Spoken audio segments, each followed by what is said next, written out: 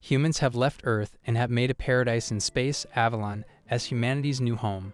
During this time, humanity created the Galactic Alliance of Humanity to expand throughout the galaxy. Around the same time, a monstrous threat called the Hideauze appeared before the Alliance. Until now, a war rages between humanity and Hideauze, fighting over survival in a cold, distant galaxy. Second Lieutenant Hideauze is fighting the war with his AI robot partner, Chamber. On their way to their last tour of duty, Hideauze joins the latest attack against the Hideauze, planning to finish the war once and for all. The attack ultimately ends in failure, with humanity losing and much of the fleet having no chance. As a retreat order is issued, Hideauze tangles into one last-ditch effort to help his squad, but he cannot return, cast out into space with nowhere else to go within the wormhole. 6 months later, the salvage ship Gargantua retrieves an unknown machine which turns out to be Chamber. The entire salvage team is unable to take it apart. Once everyone leaves, Hideauze investigates the space and tries to gather intel on his location. The crew of the Gargantua detects his presence, starting a long chase around the fleet. He eventually kidnaps one of the crew, Amy. The hunt leads them outside, with Hideauze finding out he is on a habitable planet, shocking him enough to release Amy. As the crew corners him, he summons Chamber to protect him, surprising the crew. Chamber then reveals that they are on planet Earth, the origin of humanity. Deciding to try and open a dialogue with these people, Hideauze stays pinned to the pylon. He asks the crew to talk, through Chamber, to their leaders and parley. During this time, the crew believes Chamber, who is translating, has another person inside. Ridget, the commander of the fleet, connects with the leaders of the fleet and tries to decide what to do. During this time, we see the beauty of the civilization within Gargantua and the trappings of survival within the fleet. During this time, Amy discusses the possibility of Hideauze coming from the stars with her brother, Bevel. Legend has it that humanity tried to escape the world before everything froze over. This motivates Amy to try and connect with Hideauze, giving him food and starting a conversation. She explains that they are currently on Earth, telling about the situation when the lands froze over. This is Earth, and when it was frozen over, some humans escaped to the stars while others stayed. Eventually, the ice melted and became a vast ocean. Stragglers of the time formed fleets to salvage old technology from below. Amy also talks about their way of life and how they live. Looking for other items of advanced technology, Ridget sends Bellows to salvage, only to find Chamber and Hideauze. During this time, Bellows' ship is attacked by pirates. Amy asks Hideauze to help them, with the latter agreeing, planning to earn everyone's trust. Hideauze boards Chamber and goes on to decimate all pirates, keeping Bellows' crew safe. Amy then watches in shock at the massive destructive force that efficiently eliminated most of the pirates with no harm to Bellows' ship and crew, as Amy and the others watch in shock at its destructive power. In the aftermath of the battle, Amy gets angry at Hideauze for killing the pirates. The leaders of the Gargantua discuss the eventual retaliation that may happen due to the rapid turn of events. Meanwhile, a survivor of Hideaux's attack brings information to the pirate leader Luckage about it, and she decides to launch an attack on the Gargantua. Amy brings Bellows to chat with Hideauze. During this time, they explain to him that weapons are a last resort in their culture. As people must rely on each other to survive, murder is frowned upon. As Amy reconciles with Hideauze, Luckage's large pirate fleet moves on and approaches the Gargantua. Amy asks Hideauze to stay, discussing with Ridget about the situation. He agrees to help them once more, in exchange for being accepted aboard the fleet. Ridget leaves instructions to defeat the enemies with no casualties.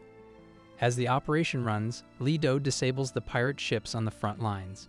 He then returns to the Gargantua to deal with a sneak attack by Luckage herself. Hideauze confronts Luckage and defeats her with ease, repelling the pirate attack. Upon being saluted by the crew of the Gargantua, Hideauze is greeted by Amy and replies with the first native words he learned: "Thank you." Despite having driven the pirates away, Hideauze receives an invoice for all the damages dealt to Gargantua. Ridget, however, claims that Hideauze would instead need to help around. While Chamber helps the other workers, Hideauze tries to find something to do with his time, sculpting a Hideauze claw into an ocarina. When Amy asks him about it, Hideauze gives it to her, who in turn gives it to her little brother. Hideauze asks for more information about his whereabouts. Amy brings him to Dr. Oldham, their local expert and wise man. Dr. Oldham explains to him that most of mankind's old technology is lost. There is currently no way for the Gargantua to help him return to space. He asks the same from Bevel, who reminds him that it is important to have a goal.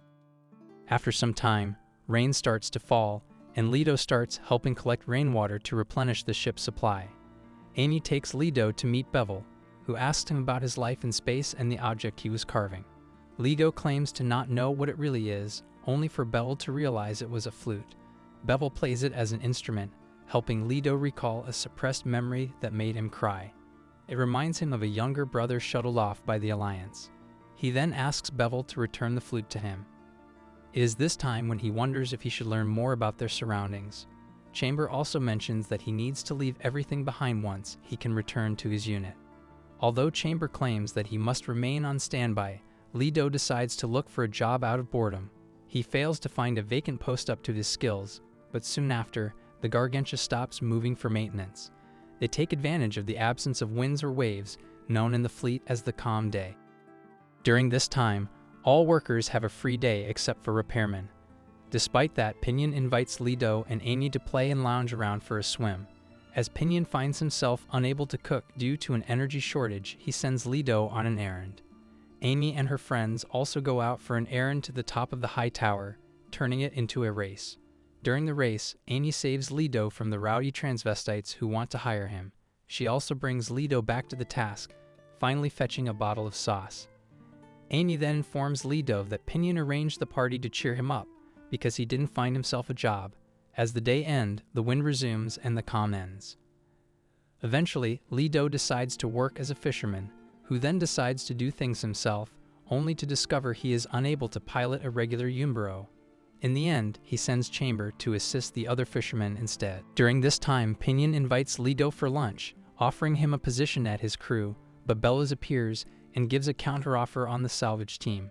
Meanwhile, Amy and her friends dance to the crowd, mistaking a cooked octopus for a Hideauze. Others assure him that it is food, rather than an enemy. Chamber also finds himself in a fuss, asking for Hideauze's help to sort out the catch. Later that night, Amy spends time alone with Hideauze, bonding with each other and building a closer relationship. A natural ocean lighting alerts Hideauze, preparing to defend Amy. She eventually calms him down and dances for him upon his request. The next day, Hideauze goes on to do salvage work with Bellows, until an underwater creature appears, which Chamber identifies as a Hideauze. Hideauze abandons his work and prepares to attack it. Despite Bellows' pleas, Hideauze kills the whale squid, considered a sacred animal by the locals. Its death spreads rumors of misfortune about to befall the Gargantua. Hideauze has Chamber analyze a sample of it, wondering why it is not attacking humans on sight. Chamber deduces that somehow, both species learn to coexist. Pinion goes on his plan to hire Hideauze, with the intention of exploring uncharted whale squid territory. They also plan to salvage its treasures, but Bellows tries to convince them otherwise.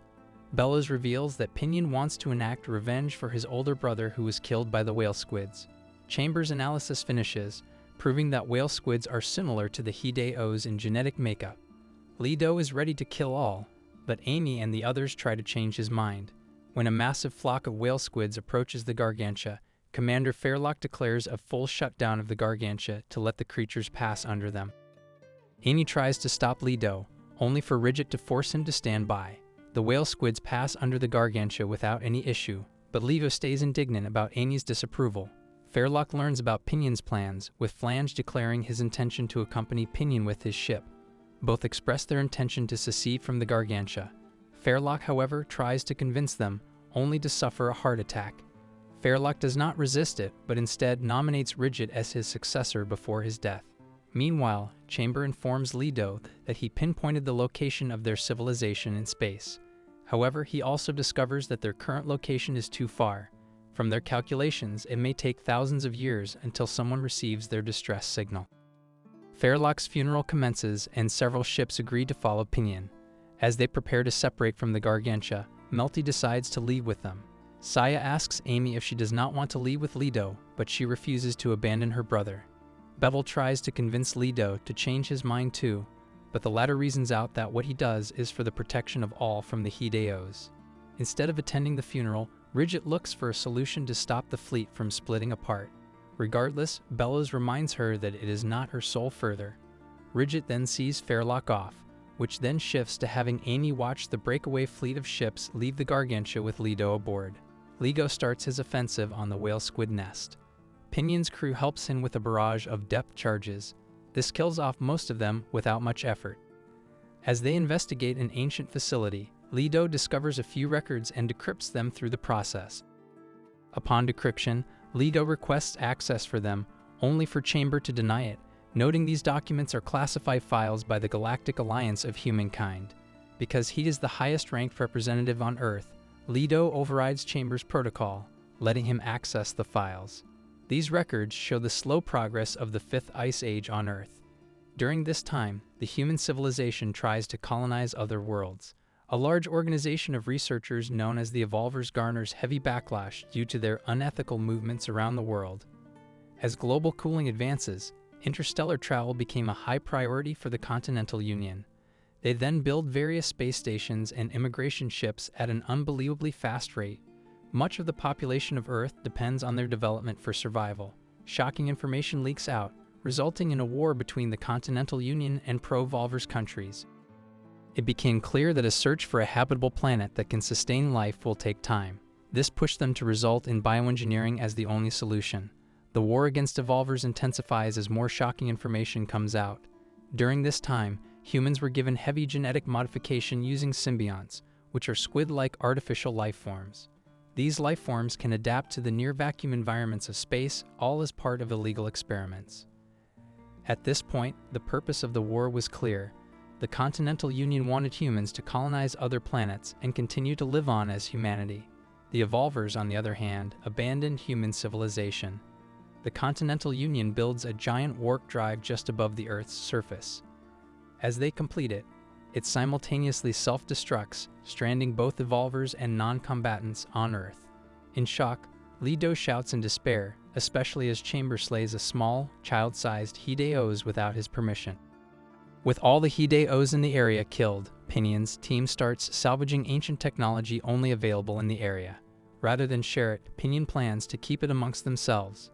They then warn other fleets to stay out of their territory, with the message reaching a newly reformed Gargantua. With their new technology, Pinion's fleet defeats a hostile pirate crew. They then integrate these new pirates into their fold.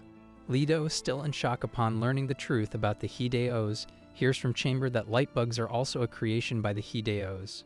Hideauze then starts to question his purpose, if there is still a need to keep fighting the Hideauze. Chamber then concludes that the Galactic Alliance and the Hideauze are too different to coexist. One side evolved and perfected their civilization, while the other left it entirely. Chamber informs Hideauze about transmission from a Galactic Alliance vessel. As the fleet approaches them, Hideauze sees Commander Kidnaps' machine caliber, finding out that he is alive. Kidnaps contacts Hideauze and instructs him to return to his side. Upon reuniting, Hideauze learns that Kidnaps contracted a disease, preventing him to leave his cockpit.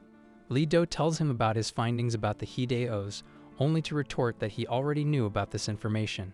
Kidnaps notes that they have to continue fighting them, this time organizing a powerful fleet with a militaristic society. They are looking to rally all of humanity on Earth under them.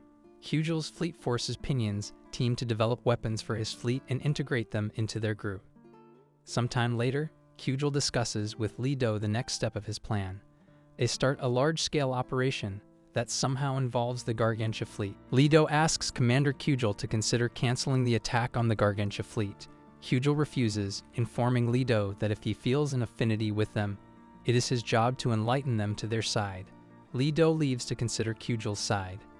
Pinion starts the restoration of weapons, only for Luggage to approach him, noting that she wants to be a pirate again. During the reign, Hideauze sees Kidnaps' worshippers dispose of people much like how the Galactic Alliance did. His visions of Amy, Bevel, and others push him to confront Kidnaps. Hideauze confronts Kidnaps before the attack, with a battle erupting between either. Luggage, with help from Pinion and Flange, stages an uprising. Hideauze tasks Melty to send an advance warning to Gargantua, telling them to change course.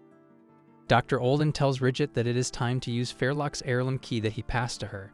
Meanwhile, Hideauze and Kidnaps fight, but Stryker comes out superior due to his better armaments. Pinion fires another shot from a cannon, which gives Hideauze enough time to grapple Stryker.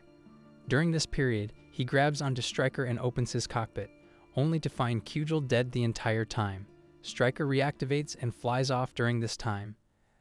As Hideauze and Chamber pursue Stryker, the latter reveals that their resistance is meaningless.